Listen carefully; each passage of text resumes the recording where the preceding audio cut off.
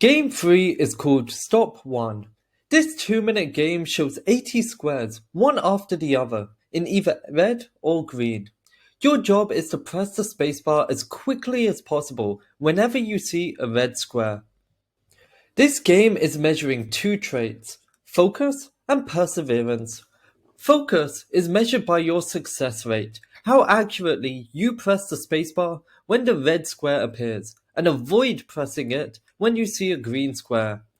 Perseverance is your success rate over time. Starting off strong with a fast, accurate reaction time is great, but if you can't maintain it over time, it shows a lack of commitment and sustained concentration.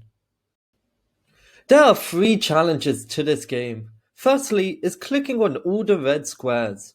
In life, from traffic lights to video games, red signifies stop, or not doing something. This means you have to actively and intentionally remind yourself to click on red.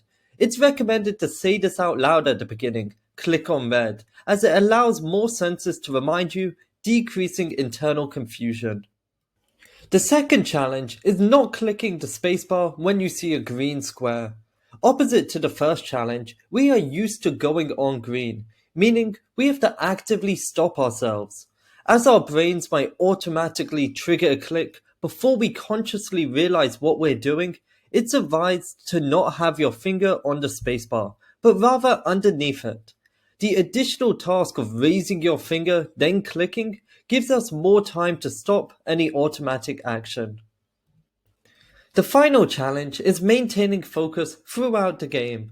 Reacting to 80 squares is boring, and time moves at a snail's pace. This boredom makes us lose focus and start thinking, when will this be over? God, this sucks. And as we start thinking, our automatic actions take over, like going on green, ruining our overall score. To prevent this, you can add other senses, like sound. Saying boom or red every time you click the spacebar keeps your attention and attaches an objective action to every success. Relating this to jobs, every company wants employees that are focused and persevere through challenges. So if you have a naturally high score, you're showing you can keep your attention on the task. You have a keen eye for detail and you can maintain consistent performance over time, even if the task is mundane or challenging. Fortunately, a low score doesn't mean you can't work.